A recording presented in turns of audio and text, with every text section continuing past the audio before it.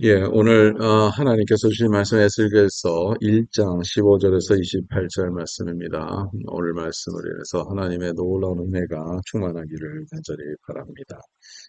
예, 오늘 말씀은 진짜 지난번에도 제가 말씀드렸지만 에스겔은 상당히 이상한 내용들이 많아요. 예, 상당히 이상한 내용들이 많고 하나님께서 또 이상한 그런 행동을 에스겔에게 주문하는 그런 케이스들이 많은데요. 오늘 본문 가운데서도 이상한 이미지가 있죠. 예, 한 샘물이 있는데 그 샘물이 얼굴이 사람의 얼굴, 또 사자의 얼굴, 독수리의 얼굴, 소의 얼굴, 이 네 가지 얼굴이 다 모양이 다 있다는 거죠. 그래서 이것을 뭐를 가리키고 있느냐? 우리가 여러 가지 내용들을 생각할 수 있는데 이 샘물이 누구냐? 이 샘물은 또 이 샘물이 날개를 피잖아요. 예전에 하나님의 보호자를 이제 그 이미지를 생각했을 때 체룹이라고 여러분 아시죠? 그룹이죠, 그룹. 영어로는 체럽. 그 그룹과 그룹 사이에 그 천사들의 특수한 천사들이죠. 이게 날개를 피면 그 날개 가운데 하나님께서 보좌에 앉으신다는 그런 이미지가 계속 에스겔에서만 있는 게 아니라 여러 선지자들 가운데서도 있고요. 그래서 오늘도 이 샘물이 날개를 펴서 그 가운데 하나님의 보좌를 상징하는 그러한 내용들인데, 이 천사들인데, 어, 아무튼 이 천사들이 하나님의 보좌를 우리가 상징하고 있다고 생각하면 이 샘물들이 샘물들 가운데 바퀴가 있어서 이 바퀴가 막 돌아다니는 그런 이미지가 오늘 말씀 가운데서 있지 않습니까? 그래서 이것을 무엇을 가리키고 있느냐, 이런 내용들을 우리가 좀 생각해 볼 필요가 있어요. 우선 에스겔서 때는 바벨론 포로 후에 일어나는 일들이었죠. 그러므로 이제 더 답답한 그런 상황에서 이스라엘 백성들, 뭐 우리도 좀 마찬가지로 그런 것들이 좀 없지 않아 있습니다. 그러나 이런 생각을 갖고 있었대요. 하나님은 지역적인 하나님이다. 예, 다른 지역에 가면 다른 신들을 믿잖아요. 그러니까 어떻게 보면 여호와 하나님은 이스라엘의 하나님인데 예루살렘에 계신다. 그 전에 예루살렘 성전도 지었기 때문에 하나님께서 이 성전에서 기도할 때 응답하신다 그러지 않습니까? 그러므로 하나님의 임재가 그 성전에 있었는데 그래서 하나님은 예루살렘에 계시는 하나님인데 예루살렘이 완전히 무너졌잖아요. 그러니까 이 사람들이 다 바벨론으로 포로로 갔는데 거기 가니까 신이 없다고 느껴지는 거죠. 안 계시다고 느껴지는 거죠. 여기에는 이방인들이 많고 이방인들 신들이 믿는 그런 곳에서 하나님을 믿는 그 자체가 쉽지가 않죠. 그리고 거기에 나와서 하나님이 안 계시다고 말하는 그런 마인드가 있는 거예요. 다니엘이 예루살렘을 향해서 세 번이나 하루에 기도를 했잖아요. 그거 예루살렘을 향해서 기도하는 것 그 자체는 기도 자체는 아름다운 일이죠. 근데 예루살렘은 하나님의 성전을 사모하는 마음으로 기도하는 거기 때문에. 그러나 하나님께서는 그 바벨론에 안 계시다는 것은 아니라는 거죠. 그렇죠? 바벨론에도 계시죠. 그러니까 우리가 잘 알아야 되는 것은 뭐냐면 여기에서 이 신학적으로 아주 리치한 내용들을 오늘 이 말씀 가운데서 얘기를 하고 있어요.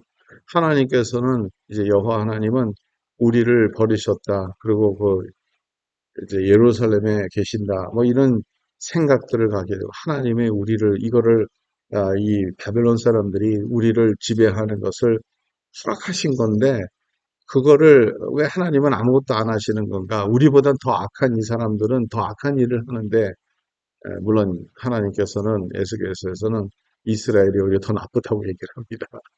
그 내용이 이제 나와요. 그러나 이게 중요한 것은 뭐냐면 What is God doing? 그거예요. Where, where is God? 하나님 어디 계시고 하나님 뭘 하시고 계시냐? 그거의 답이 오늘 여기에 에스겔서의 비전 안에 나오는데 하나님의 보좌가 바퀴가 달려서 막 돌아다닌다는 거예요.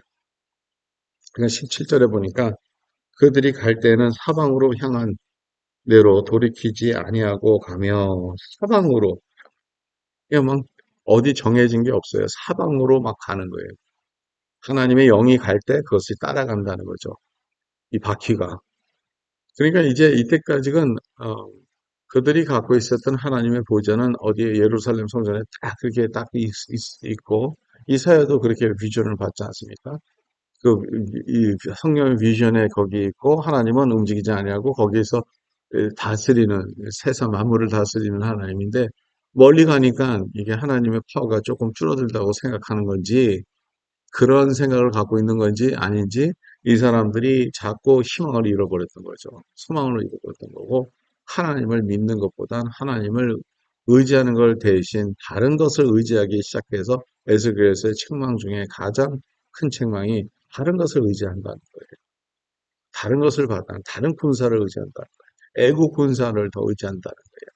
다른 데를 의지한다는 거죠.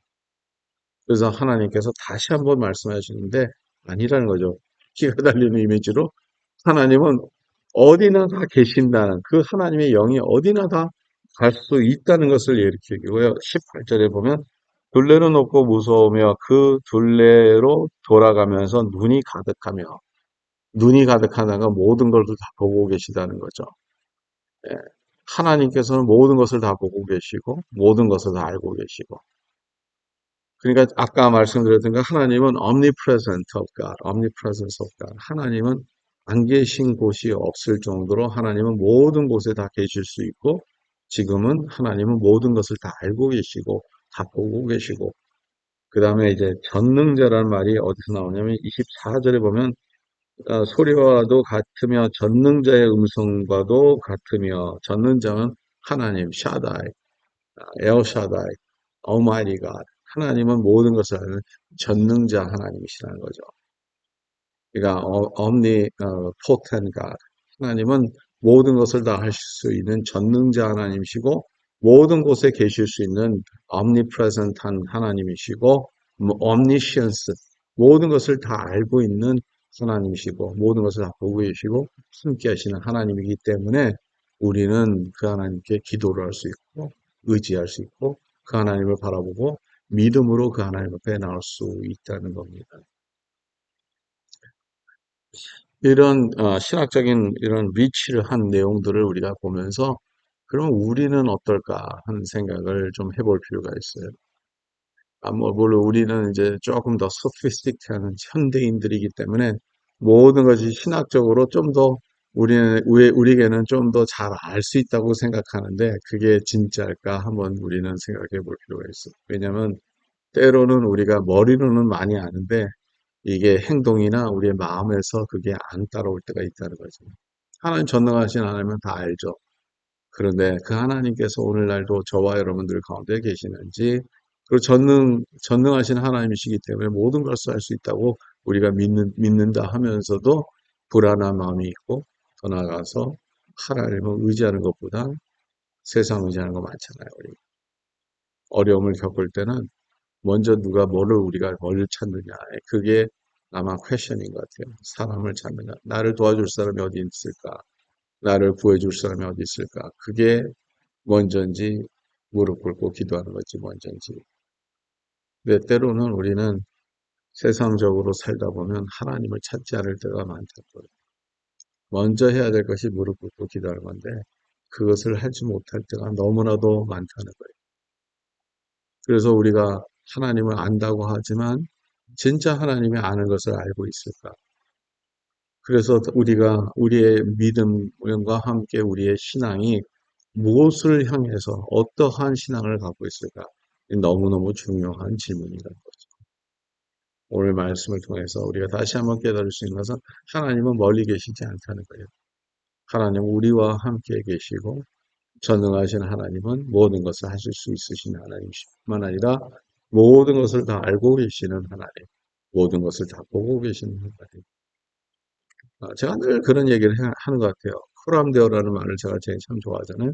그 코람데오라는 게 뭐냐면 in the presence of God, 하나님의 임재 앞에서 우리의 모든 삶이 하나님이 보고 계시다는 거죠. 하나님이 다 알고 계시고 우리와 함께 계시는데 저와 여러분들 오늘도 그래서 더 하나님을 의지하는 법을 배우고 하나님을 의지하는 것, 세상이 자꾸 이렇게 세상의 것으로 돈이나 사람이나 누구를 의지하는 그런 모습들이 있지 않습니까? 우리 사람은 다 연약해서 외로움도 많이 타고 누구를 의지하게 되고 또 우리가 뭐 필요할 때는 이런 게 좀 있었으면 좋겠다. 돈이 좀 있었으면 좋겠다.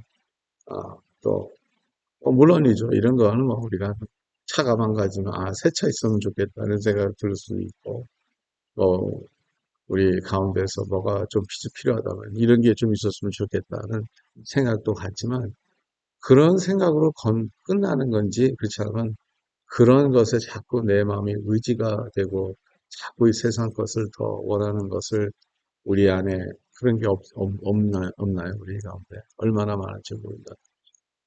하나님을 섬기는 것 자체가 때로는 잊어볼 정도로 우리가 세상에 묻어 있을 수 있는데 오늘날도 이 말씀을 생각하면서 이 바퀴 달린 하나님의 보좌를 한번 생각하면서 오늘도 우리와 함께 계신 하나님을 의지하고 믿고 따르는 주의 백성들이 되기를 간절히 바랍니다. 하나님 감사합니다. 오늘 말씀 주셔서 감사하고 오늘 말씀 가운데 있는 진리대로 살 수 있도록 도와주시며 하나님이 이렇게 에스겔에서 바퀴 달리는 그런 하나님의 보좌 샘물이 돌아다니는 그 모습을 보면서 오늘도 주님 오늘도 우리 가운데 계시고 함께 계시고 주의 영이 저희들 가운데서 역사하시는 것을 우리가 믿고 주님만을 의지하는 방법을 배우게 해주시며 하나님을 따를 수 있는 그 믿음을 주시옵소서. 감사하며 모든 말씀 주 예수 그리스도의 이름으로 기도 좀 나이다. 아멘.